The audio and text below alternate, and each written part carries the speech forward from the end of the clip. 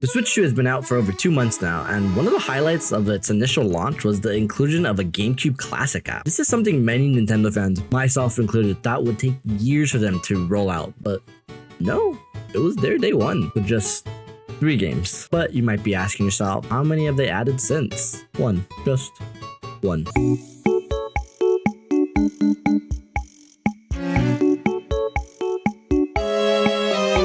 So today I want to go over my top 10 wishes for the service. And again, this is just my opinion, so if your favorite game isn't included, don't yell at me. Leave a comment and tell me why it should be added and why it's your favorite. Few rules before we get started. Number 1, if the game is already on the service, then I won't mention it because it's already on the service, so... Number 2, if the games are announced to be coming soon during the Nintendo Direct, I won't be mentioning those either because those are announced already and those kind of have already a soft release date. Even though this is Nintendo we're talking about, then that can take literally years, but we won't get into that. That being said, let's get started. Hopefully it's not becoming a tradition to start these top 10s with a controversial pick, but my number 10 choice is The Legend of Zelda Twilight Princess. I've completely accepted that the HD versions of this and the Wind Waker are probably not coming out. Wind Waker is already available on the service, so I guess I'll take the other one. From a certain point of view, it makes sense. Out of the 3 versions of this game that exist, the GameCube version is by far the easiest to port. No motion controls, no second screen shenanigans, just a controller and a dream. GameCube titles look great on the service already, so I'm sure they can clean up some of Twilight Princess's blurry and pixelated mess. I've never actually played the GameCube version, so it would be a fun change of pace. Listen, I just want to play this game on my Switch in some capacity, and if it has to be through the GameCube app, I'll take it at this point. Billy Hatcher is one of those GameCube gems that will always have a special place in my heart. I remember my mom hyping it up to me as a kid and pitching it as a Nintendo cross Sega collab. Mario and Sonic all rolled into one. Looking back, I'm not really sure why she said that. Maybe because a Sega game being on a Nintendo system was kind of a big deal back then. I don't know. Anyways, my mom got it for me and I was hooked. This game is cute, like really cute, and it's fun. Honestly, that's all I needed. I never got a remake or even a port, so it would be amazing to re-experience it on the Switch 2. I'm not gonna sit here and say it's the best game ever, but I remember it being a good time. Its unique gimmick, rolling eggs around and hatching chickens, paired with colorful, expressive characters and a fun level design, gave it a charm that stuck with me. I think everyone should experience this game. It's the definition of that GameCube era charm. Also, Billy's catchphrase is embedded in my vocabulary. Cuckoo-cuckoo!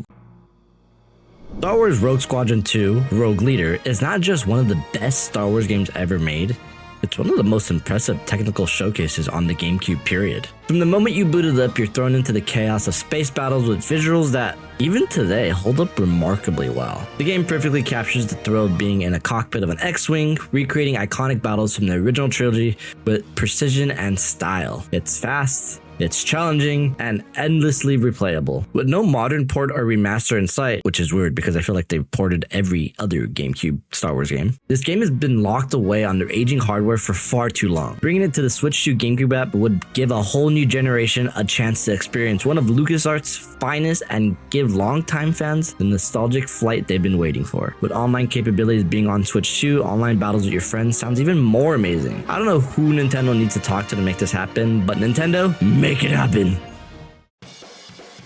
Sonic Adventure 2 is one of the most iconic titles from the Dreamcast era, and its GameCube port, Sonic Adventure 2 Battle, introduced a whole new generation to its fast-paced gameplay, edgy story, and unforgettable soundtrack. From the adrenaline-pumping city escape to the emotional finale in space, this game delivered a level of energy and ambition that helped define Sonic in the 2000s. Beyond the main campaign, the Chow Garden alone gave fans countless hours of addictive fun, blending pet raising with minigames in a way no other Sonic title has matched since. And then people can finally realize these games aren't good. What?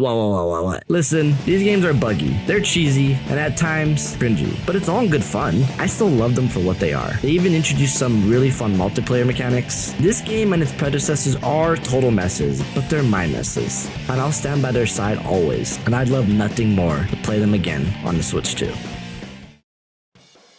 The original Nintendo Switch was thriving with Mario sports games. They got a Mario tennis game, a golf game, and even a soccer game. But you know what it didn't get? Baseball, which honestly might have been for the best because those Switch versions kind of sucked. Mario Baseball is a fan favorite from the GameCube era. With its huge roster, fun maps, and entertaining minigames, it would be a perfect fit for the Switch 2. Throw in the online potential the system offers, and the value becomes even sweeter. I have friends who would buy the system just to play this game. It's that good in people's eyes. The only unfortunate theory floating around in my head is that Nintendo might be working on a brand new Mario Baseball game for the Switch or the Switch 2, which would delay this version hitting the GameCube app, but I don't know. We'll see.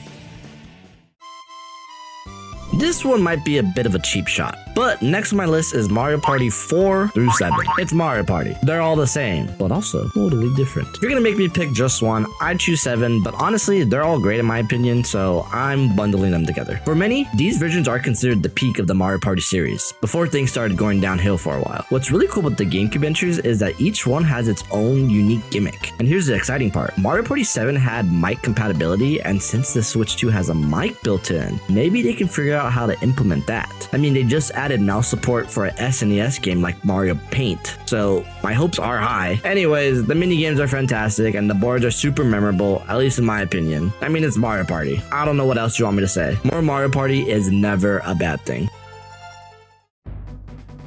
There aren't many Zelda games I haven't experienced in some capacity. Even the ones I've never finished, I've at least played to some degree. There's one that stands out. The Legend of Zelda 4 Swords Adventures on the Nintendo GameCube. It's widely considered one of the most complex Zelda games. Not because of its story or even its gameplay, but because of the setup. Back in the day, you needed one GameCube, 4 Game Boy Advances, and a bunch of link cables just to get the full experience. Honestly, it's a good thing I didn't like Zelda as a kid because I'm pretty sure I would have pressured my parents into making that whole complicated setup happen. God bless them. Anyways, I feel like 4 Sword Adventure's time to shine is on the Nintendo Switch 2. I never played it, so I don't even know if this is logistically possible, but in my head, each Switch could act like a Game Boy Advance, and then we can finally play it the way it was meant to be played. I don't know. Again, saying it out loud makes me think it's not possible, but it would be cool nonetheless. I know many Zelda fans would be itching to experience this for the first time, myself included.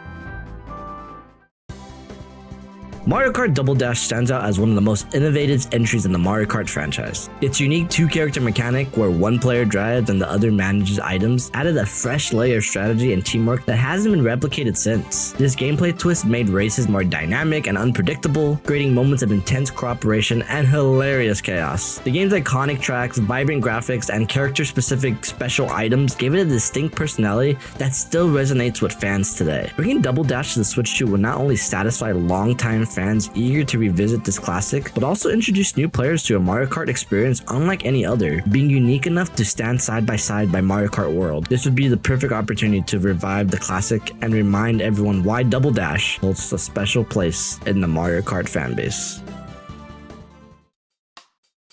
Animal Crossing on the GameCube was the start of a charming and immersive life simulation series that captured the hearts of players around the world. Its slow-paced, open-ended gameplay allowed players to create their own unique village, build relationships with quirky animals, and enjoy the relaxing rhythms of daily life. The GameCube version introduced so many beloved features like fishing, bug catching, and holiday events that set the foundation for the incredible success of the series today. Bringing Animal Crossing to the Switch 2 would be a fantastic way to let new players experience the roots of this beloved franchise, while giving longtime fans a nostalgic trip back to where it all began. With New Horizons being so popular and successful, it would be the perfect opportunity to celebrate the series' history and bring its timeless charm to a whole new generation. Also, the villagers are mean to you in this one, so that's kind of fun.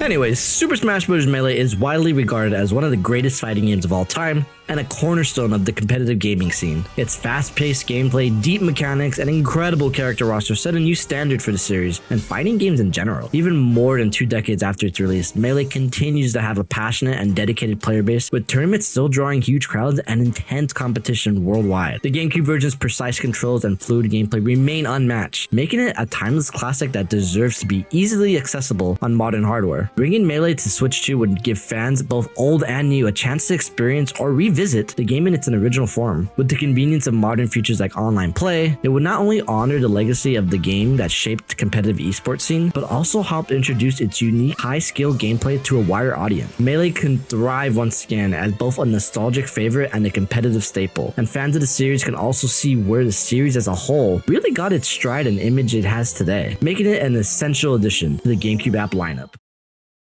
And there you have it, my top 10 games I want added to the Nintendo Switch GameCube Classics app. Some of these picks might be controversial, some of it might be nostalgic, but all of them deserve a spot in the lineup to bring new life to this incredible library. Nintendo's GameCube's library is filled with gems that define the generation of gamers, and I really hope we see many more of these titles make their way to the service soon. Will they come?